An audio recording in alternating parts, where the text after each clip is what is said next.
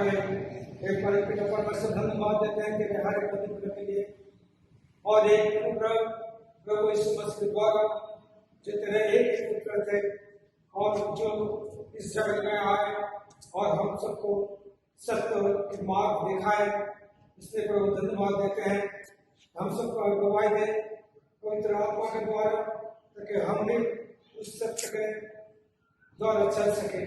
ये प्रार्थना प्रभु यीशु मसीह के नाम पर मांगते हैं, सुन और ग्रहण कर। आमीन।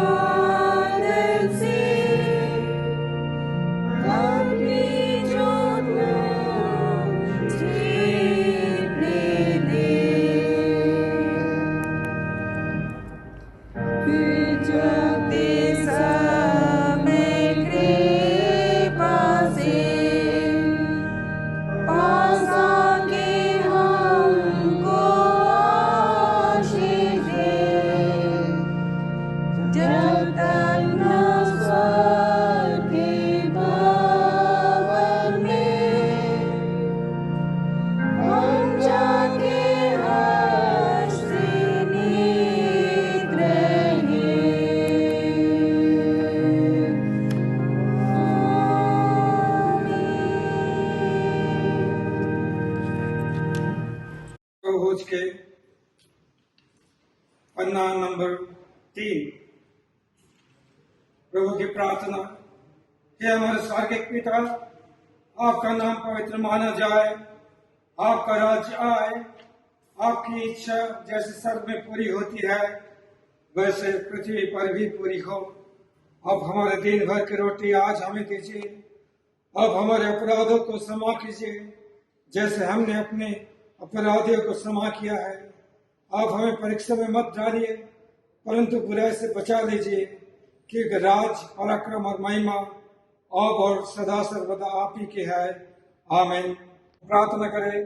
सर्वशक्तिमान परमेश्वर, आपके सम्मुख सबके हृदय खुले हैं, आप सबके अभिलाषाओं को जानते हैं और आपसे कोई भी भेद छिपा नहीं है।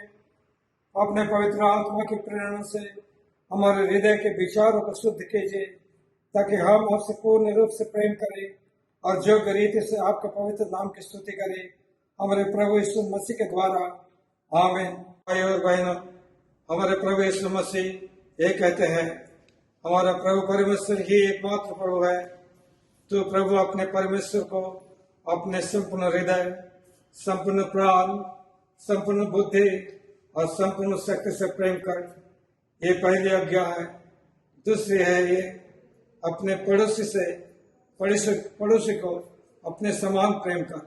इनसे बड़ी और कोई आज्ञा नहीं है। प्रभु हम पर दया कीजिए तथा इस व्यवस्था को रखने में हमारे हृदयों को प्रेरित कीजिए। निवेदन। शांति के परमेश्वर, हम आपका धन्यवाद देते हैं इस सुंदर समय के लिए जो आपने हमें दिया। धन्यवाद देते हैं आपकी उस शांति के लिए जो आप हमें देते हैं, जो हमारी समझ से और हमारे सोच और विचारों से परे है। होने दीजिए परमेश्वर कि आपकी शांति सदा हमारे विचारों में, हमारे घरों में, हमारे परिवारों में राज्य करती रहे। और होने दीजिए परमेश्वर, आज जो ये संसार शांति की खोज में है, जो शांति की राह से अलग है और जो परमेश्वर अशांति के साथ अपने जीवन को व्यतीत कर रहे हैं, आपकी शांति उनके जीवनों में और उनके परिवारों में सदा सर्वदा बनी रहे। होने दीजिए परमेश्वर आपका अनुग्रह, और अनुग्रह से मिली हमको जो शांति है वो हमारे जीवनों में सर्वदा वास करे। हमारा कार्य, हमारा जीवन ऐसा हो जो दूसरों को परमेश्वर आशीषित करने वाला हो सके। आपके वचन के अनुसार हम चलने वाले हो सके, ताकि आपके शांति के राजदूत के समान हम इस संसार में एक साक्षी बन सके। हम धन्यवाद देते हैं परमेश्वर, क्योंकि हम जानते हैं कि आप हमेशा हमारे साथ हैं, और आपका वचन कहता है कि मैं तुम्हें जो शांति देता हूँ वह यह संसार नहीं दे सकता। हम आपकी इस असीम शांति के लिए आपका धन्यवाद करते हैं। सारा आदर और महिमा आपको देते हुए यह निवेदन प्रभु यीशु मसीह के नाम में मांगते हैं। सुनिए और ग्रहण कीजिए। आमीन। आज का पहला वचन पुराने नियम की पुस्तक से लिया गया है। मीका की पुस्तक, उसका 4था अध्याय, पहली पद से लेकर 7वीं पद तक।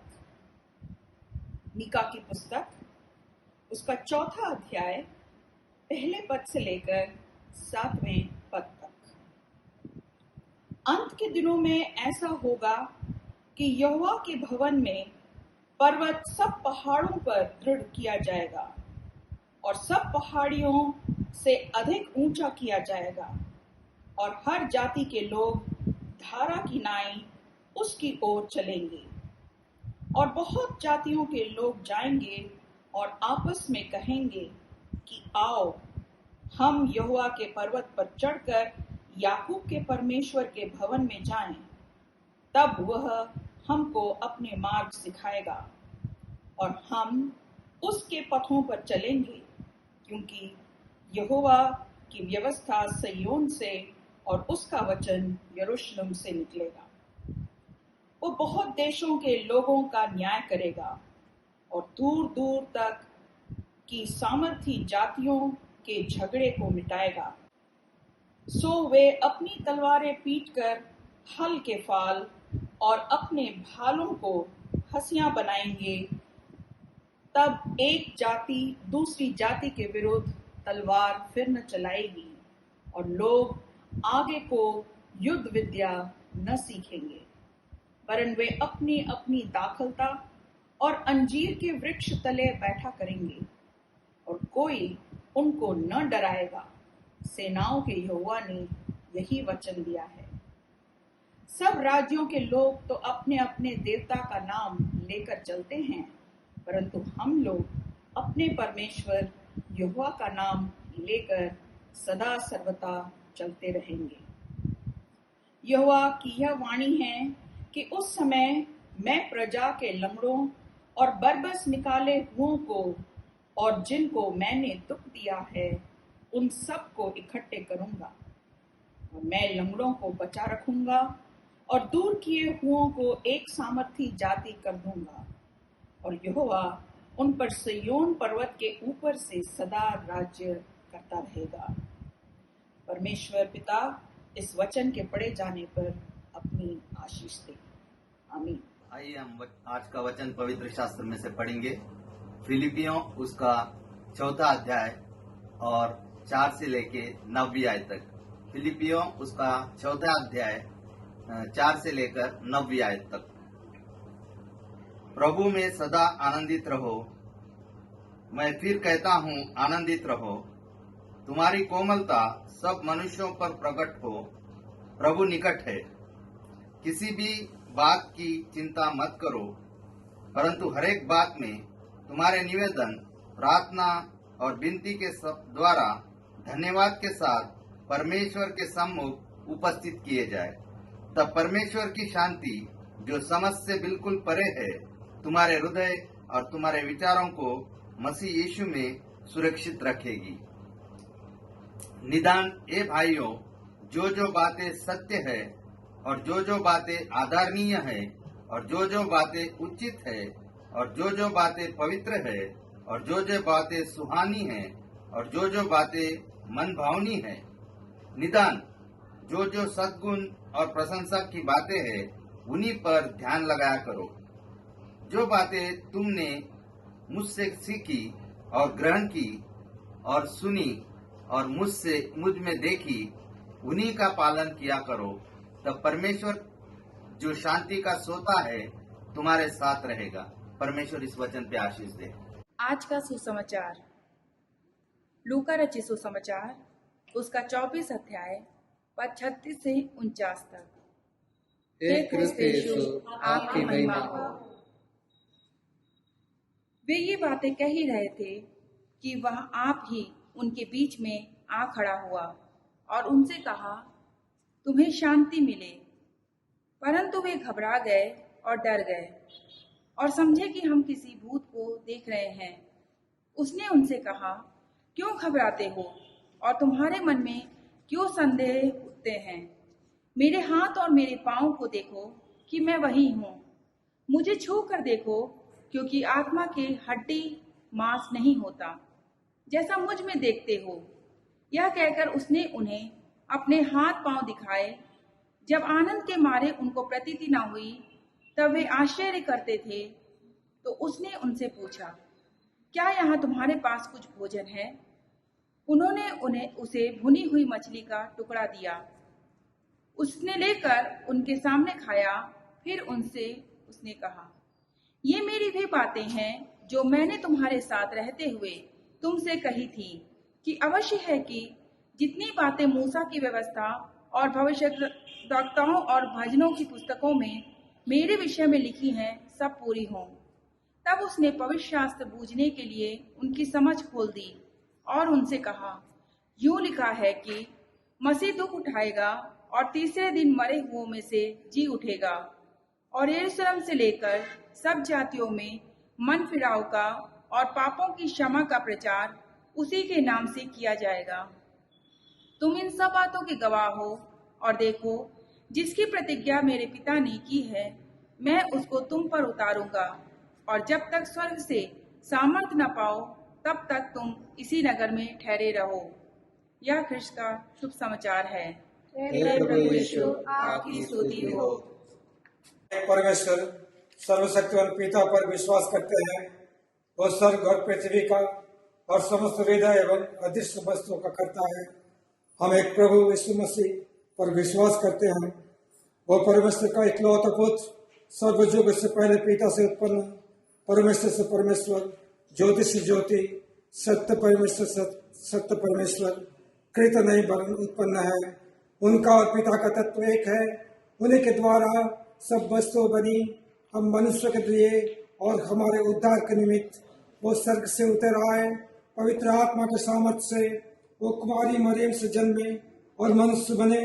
पुन्तियुस पिलातुस के शासन में वो हमारे लिए क्रूस पर चढ़ाए गए। उन्हें दुख होगा, वो मारे गए और गाड़े गए। पवित्र शास्त्र के कथन के अनुसार वो तीसरे दिन जी उठे। वो स्वर्ग पर चढ़ गए और पिता की दाहिनी ओर विराजमान है। वो जीवित और मृत्यु को न्याय करने के लिए आएगा।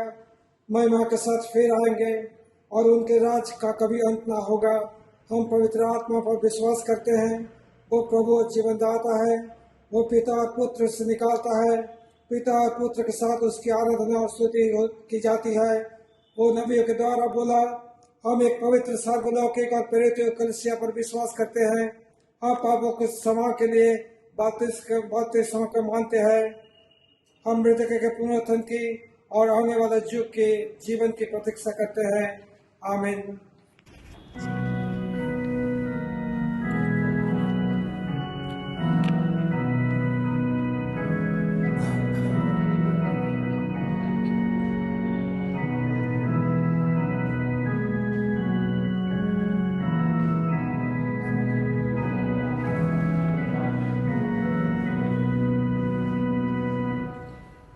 क्या ही मधुर यीशु का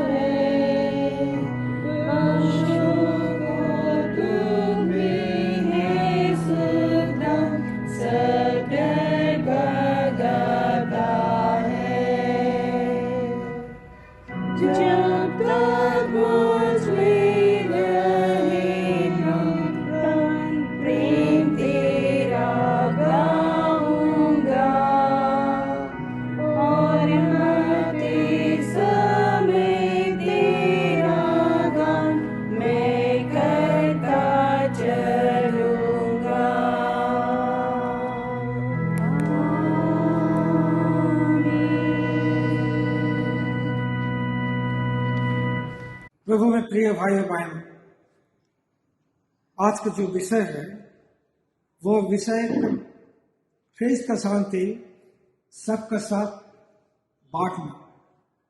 ख्रीस्त का शांति सबका साथ बांटना।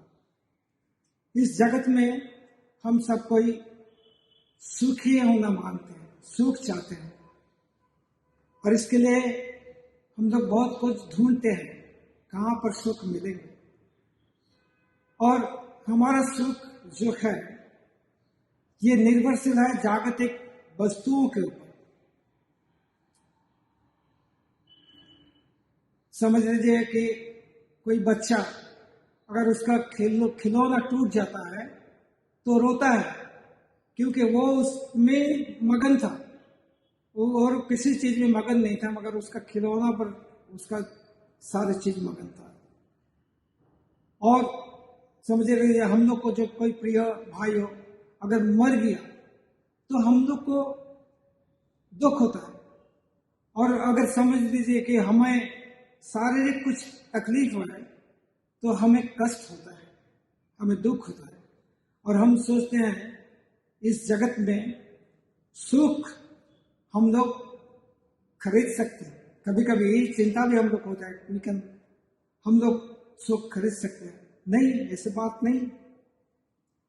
और इसलिए जब हम लोग इस जगत का ऊपर निर्भर कर जाते हैं और उसी में मगन हो जाते हैं तो कभी कभी हम लोग को तकलीफ झेलना पड़ता है कि ये सुख अभी मेरे पास नहीं है, मेरा नौकरी चला गया, मेरे पास पैसा नहीं, मेरा घर नहीं है, कुछ भी नहीं है, अभी कहाँ से सुख लाए।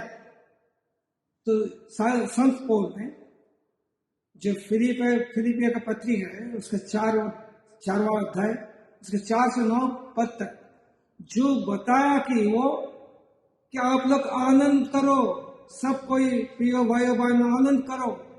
कब बोल रहे हैं? क्योंकि साधु पौल ये समझ गए थे कि सुख निर्भर करते हैं हमारा जीवन का विभिन्न घटना के ऊपर, हमारा जीवन का, हमारा स्टार्ट ऑफ लाइफ का विभिन्न घटना के ऊपर हमारा सुख निर्भर करता है, मगर आनंद केवल मात्र क्रिस्ट पर निर्भर करता है। और इसलिए साधु पौल ने बताया कि बार बार इसमें ये फिलिपियंस का पत्री का चैप्टर 4 में और सारे पत्री में 16 बार इसको बताया कि आनंद करो, आनंद करो। ये कैसे हो सकता है? एक आदमी जो जेल में है वो कैसे कह सकता है कि आनंद करो? क्योंकि जेल का जो परिवेश होता है, उसका जो माहौल होता है, वो हम लोग जानते हैं, हम लोग देखते हैं, समझते हैं कि ठीक टाइम से खाना नहीं देता और खाना भी अच्छा नहीं देता, रहने के लिए जगह भी अच्छा नहीं होता। मगर वहां पर वे साधु पौल ने फिलिपी मंडली को, कलीसिया को बता रहे हैं कि आप लोग आनंद करो, प्रभु में आनंद करो। मैं फिर भी कहता हूं कि आप लोग आनंद करो। ये जो विषय है ये बहुत बड़ी विषय है कि एक आदमी इतना कष्ट कर रहे हैं और तो भी इस कष्ट में भी वो आनंद कर रहे हैं। और ये आनंद किससे मिला है? प्रभु यीशु मसीह से इस आनंद को उसको मिला है। और इसीलिए साधु पौल बोल सकते हैं, क्योंकि जिस दिन उसने साधु पौल को प्रभु यीशु मसीह ने अपने लिए उसको चुना था, तो उस दिन साधु पौल दूसरे एक आदमी था, वो अत्याचार करते थे और उसका नाम सौल था। और वो टान किया, क्यों मेरे आदमी, क्यों हम पे परसिक्यूट कर रहे हैं, क्यों सब कोई को अत्याचार कर रहे हैं। और उसके बाद जो घटना घटी दमास्कस के रास्ते पे, उसके बाद साधु पौल परिवर्तन आ गया उसके जीवन में प्रभु के द्वारा। और वो एक बार, 2 बार में 3 बार मिशनरी जर्नी किया। वो मिशन उसका था कि प्रभु के लिए प्रभु का वाक्य, प्रभु का प्रेम प्रचार करने का है, प्रभु का शांति सबसे बंटवारा करना है, प्रभु का शांति सबको बोलना है। और इसीलिए साधु पौल निकल गए। बहुत बार वो शिपरेक हुआ, जहाज टूट गया, बच गया। बहुत बार उसको वो पीटा गया, वो भी बहुत सारे कष्ट साधु पौल ने अपने जीवन में झेला, और हम भी कष्ट झेलते हैं, मगर हम लोग कष्ट झेलते हैं, मगर हम लोग को जो स्वाभाविक सहज मन वो नेगेटिव हो जाता है। हम लोग सोचते हैं कि इस रास्ते में जाना बहुत कठिन है, बहुत कठिन है, प्रभु के रास्ते में चलना बहुत कठिन है। और हम लोग जो प्रभु बोलते हैं कि मैं तुम्हें शांति देता हूं, जैसे जगत देता वैसे नहीं। यूहन्ना के चैप्टर अध्याय 14 उसके 27 पर साधु प्रभु यीशु से बोल रहे हैं कि हमारी शांति तुम्हें देता हूं, जगत जैसे देता नहीं। जगत वैसे शांति नहीं दे सकता। जगत को मेटेरियलिस्टिक सामान के ऊपर शांति नहीं, आनंद सुख देता है। आनंद तो दूर की बात है, सुख देता है, जागतिक वस्तुओं के ऊपर सुख निर्भर करता है, मगर आनंद शांति प्रभु से आता है।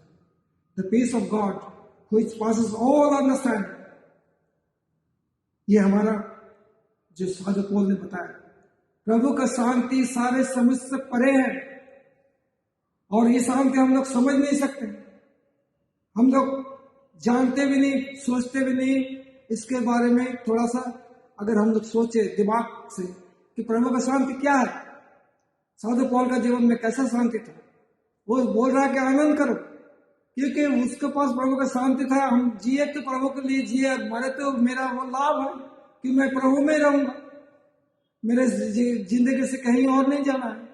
ये जो मैं जो प्रचार कर रहा हूँ, जो मंडली स्थापना की है, इसमें मेरा प्रभु का आनंद होता है। फिलिपी मंडली के लिए बहुत सारे आनंद है मेरे जीवन में, इसीलिए बता रहे आप लोग से आनंद करो, आनंद करो, कष्ट में भी आनंद करो। ये कैसा बात है? कोई आदमी कष्ट में आनंद कर सकता है? कोई आदमी बहुत कष्ट हो रहा, समझ उसका पैर टूट गया, उसका कष्ट हो रहा, अब बोल रहे उस समय अगर हम जाके बोलेंगे अरे आनंद करो, तो क्या समझेंगे? उसका क्या आज्ञा होगा? क्या आदमी कैसे बोल रहा मेरा इतना पैर दुख रहा, ये आदमी आके बोल रहा आनंद करो। फिजिकल जो हम लोग का समस्या है वो रहेगा, कोई भी इसको बाहर नहीं जा सकता। फिजिकल समस्या से कहीं बाहर नहीं जा सकते, मगर जब हमारा जीवन से आत्मा चला जाता है, पवित्र आत्मा जिसके लिए हम लोग इस जगत में, अगर वो चला गया तो हम लोग मर गए। जीसस ने एक बहुत अच्छा बात बताया, लेट द डेड बरी द डेड, जो मर गया उसी को कब्र देने दो। हम लोग क्या मर गया है? हम लोग जिंदे मर गया, और हम लोग सोचते हैं कि ये जीवन है उससे सही रास्ते पे चल रहा है। नहीं, ऐसे नहीं हो सकता। हम लोग कभी मेटेरियलिस्टिक हो जाता है, कभी स्पिरिचुअलिस्टिक हो जाता है, कब क्या होता है हम लोग को पता नहीं। कभी हम लोग सोचते हैं कि यार इस महीने के बाद जो बोनस मिलेगा उसको मैं ऐसे चलाऊंगा। कभी भी नहीं सोचता हूँ कि जो हमारा जीवन में जो आशीष मिलता है प्रभु से, उसको दूसरे के साथ बांट लेना। जो शांति हमें मिलती है दूसरे के साथ बांट लेना, ये तो पहला और प्रधान कर्तव्य हर क्रिश्चियन मसीह को दिया है कि प्रभु की शांति हम सब एक साथ बांट लेंगे दूसरे के साथ, in the church, outside the church.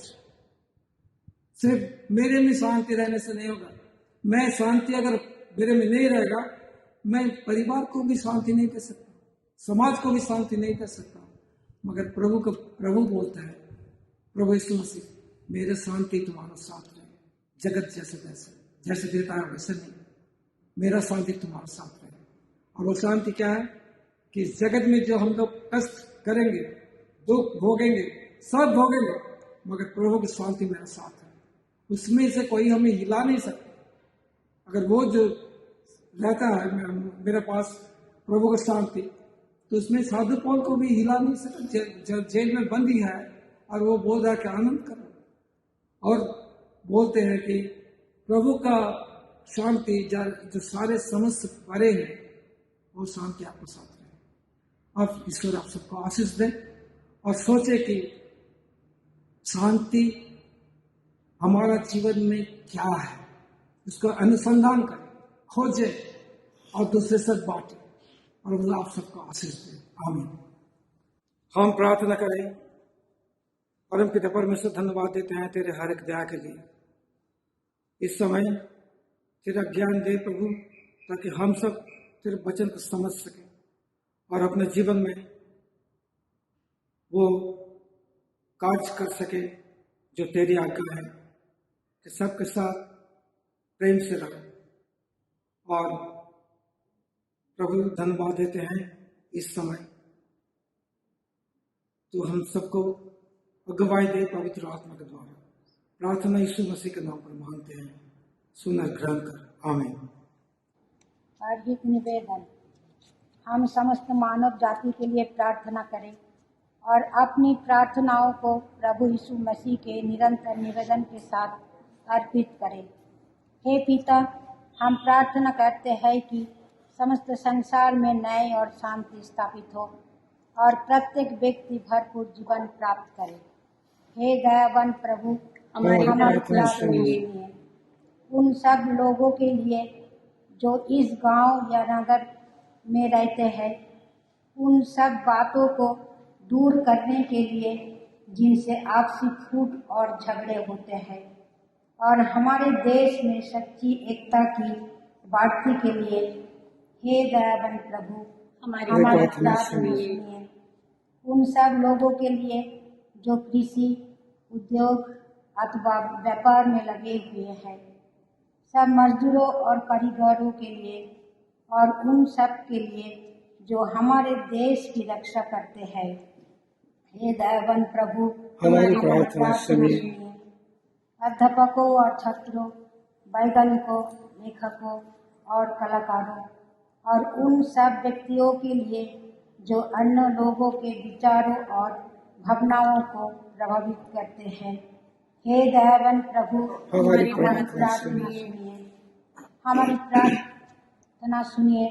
उन सब लोगों के लिए जो दुखी है, बेरोजगार है, भूखे प्यासे है, दरिद्र और दलित है, बीमार और मरनापन्न है, और उन सब व्यक्तियों के लिए जो ऐसे लोगों की सेवा और सहायता करते हैं, हे दयावान प्रभु, हमारी प्रार्थना सुनिए।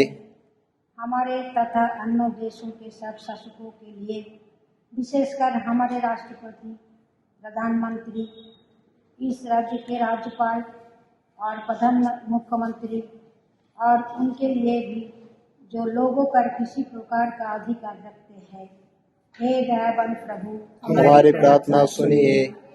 संपूर्ण मसीही समाज की एकता और मेल मिलाप के लिए और समस्त संसार में उनकी गवाही और सेवा करने के लिए, हे दयावान प्रभु, हमारी प्रार्थना सुनिए। भारत में आपकी समस्त कलीसिया के लिए, उसकी परिषदों तथा अगुओं, विशेषकर हमारे प्रमुख धर्माचार्य, दक्षिण भारत की कलीसिया के प्रमुख धर्माचार्य और मार्थोमा कलीसिया के मेट्रोपॉलिटन, हमारे धर्माचार्य, हमारे पुरोहित और आपकी कलीसिया के सब अन्य धर्म सेवकों के लिए, कि वो सच्चाई और लगन से आपकी सेवा करें। हे दयावान प्रभु, हमारी प्रार्थना सुनिए। ये बात दे कि आपके उन सब भक्तों के साथ जिन्होंने अपने जीवन में सच्चाई से आपकी सेवा की है, हम भी आपके राज्य के शाश्वत आनंद में संभागी हो सके। हे दयावान प्रभु, हमारी प्रार्थना सुनिए। हे पिता, अपने राज्य को शीघ्र प्रकट कीजिए और हमारी इन प्रार्थनाओं को सुनिए। हम आपके पुत्र, अपने प्रभु उद्धारकर्ता यीशु मसीह के नाम से ये मांगते हैं। आमीन। परमेश्वर की महिमा और पृथ्वी पर उसके लोगों को शांति। हे प्रभु परमेश्वर, सार्गिक राजा, सर्वशक्तिमान पिता परमेश्वर, हम आपकी आराधना करते, आपका धन्यवाद देते और आपकी महिमा के कारण आपकी स्तुति करते हैं। हे प्रभु यीशु मसीह, परमेश्वर पिता के इकलौते पुत्र, हे प्रभु परमेश्वर, हे परमेश्वर के मेमने, आप जगत का पाप उठा ले जाते हैं, हम पर दया कीजिए। आप पिता के दाहिने ओर विराजमान है, हमारी प्रार्थना की स्वीकार कीजिए। क्योंकि केवल आप ही पवित्र है, आप ही प्रभु है, आप ही है प्रभु यीशु मसीह पवित्र आत्मा के साथ परमेश्वर पिता की महिमा में परम उच्च है। आमीन। परमेश्वर की शांति जो सारी समझ से परे है, परमेश्वर के और उसके पुत्र हमारे प्रभु यीशु मसीह के ज्ञान और प्रेम में आपके हृदय और विचारों को सुरक्षित रखे और सर्वशक्तिमान परमेश्वर पिता, पुत्र और पवित्र आत्मा की आशीष आप पर हो और आपके साथ सदा सर्वदा बनी रहे।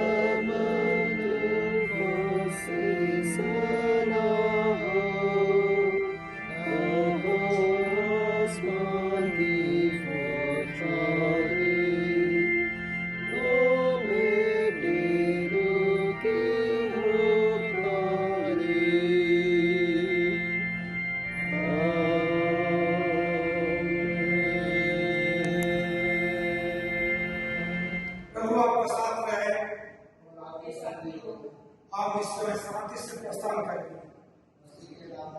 आमीन।